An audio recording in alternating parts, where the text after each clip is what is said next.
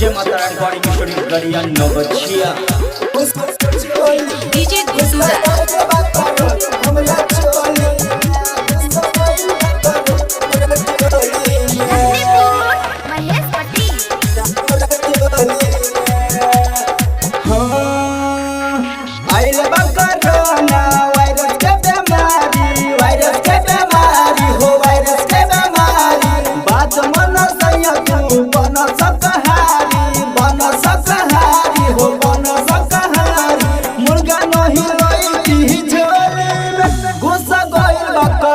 हमरा चोली में घुस गइल बा कोरोना हमरा चोली में घुस गइल बा कोरोना हमरा चोली में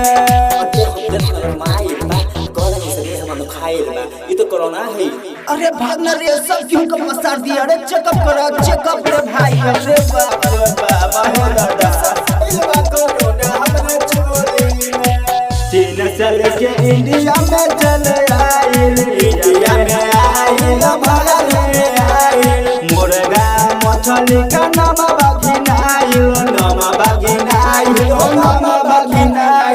भला बागे पूरा टोली में घुस गइल बा कोरोना हमरा चोली में घुस गइल बा कोरोना हमरा चोली में घुस गइल बा कोरोना हमरा चोली में डीजे